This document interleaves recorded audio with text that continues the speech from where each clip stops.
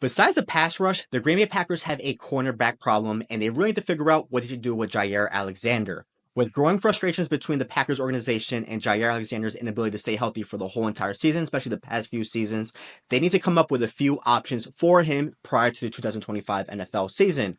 So in this video, I'm going to give you 4 options of what the Packers should do with Jaire Alexander and break it down to 2 and give you my takes on it.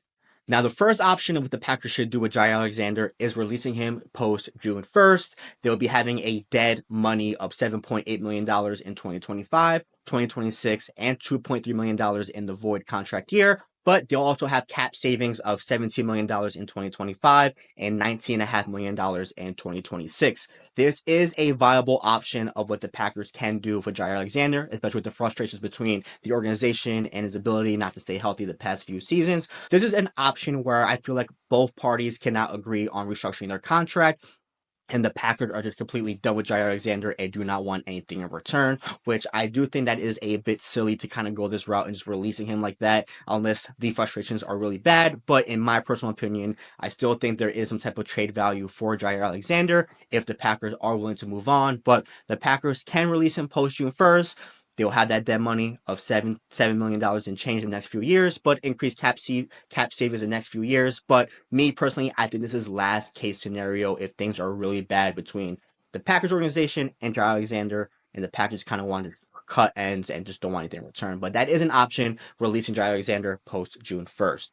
Now, the second option what the Packers can do to Jaire Alexander is trade him post June 1st. Now, if you look at the dead money and the cap savings, it's very similar to if the Packers were to release him post June 1st, but I think this would be a very smart option for the Green Bay Packers, even though Jaire hasn't been healthy the past 2 seasons. If he is healthy, he is an all-pro cornerback. He is a top 5 cornerback in the NFL. So if the Packers do want to move on from Jaire Alexander and there is a trade offer that they can accept to let him go if they are done with him, I think this is a smart option. Me personally, although Jaire Alexander hasn't been healthy the past few seasons, I think the Packers can at least get a round 3 pick this year and maybe a conditional pick next year, maybe a conditional 4th, depending on how many snaps he plays with his new team. The 4th can turn into a 3rd, but I think the Packers can get at minimum 2 draft picks for Jaire Alexander if they were to move on.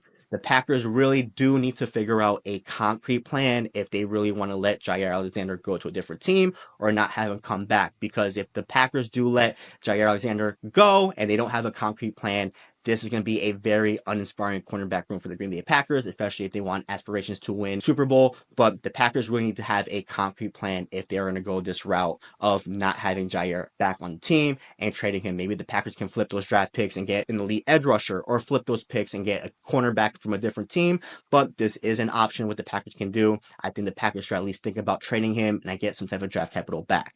Now, the third option that the Packers can go with Jaire Alexander is restructure his contract, but have a trade plan in mind up into the 2025 NFL trade deadline. If they were to restructure his contract, 0 dead money the next few years, cap savings of $10.3 million in 2025, $8.7 million in 2026, and potentially get some draft capital back if they were to think about trading him.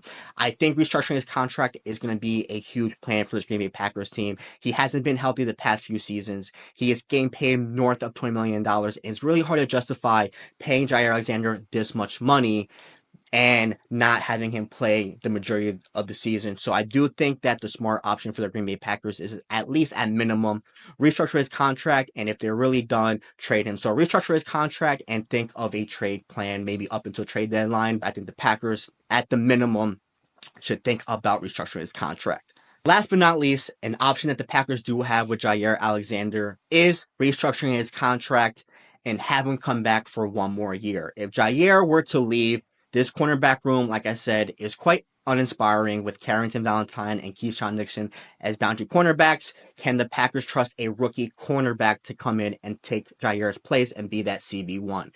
Is there a cornerback in free agency that can step up and be CB1 if Jaire is gone? Is there someone on a different team that the Packers can trade for to step up into that role for the Green Bay Packers? If there is, maybe let him go. But if the Packers are like, you know what, let's keep Jaire Alexander, let's keep our draft capital, let's not spend too much money on the cornerback position in free agency and invest in the pass rush and defensive trenches, bringing Jaire Alexander back for 1 more year is an option. Jaire Alexander, fully healthy, all-pro cornerback, top 5 cornerback worth every single penny. I know the Packers haven't seen this kind of production the past few seasons. 2022, he was an all-pro cornerback, but let's say Jaire Alexander has the full off season to be fully healthy, and let's say hypothetically he plays the full entire season in 2025 for the Green Bay Packers fully healthy. The Packers are looking at a spot in the Super Bowl, and I think this might be their best option potentially if they were to bring him back fully healthy, restructure his contract, zero dead money, increase cap savings. That is an option.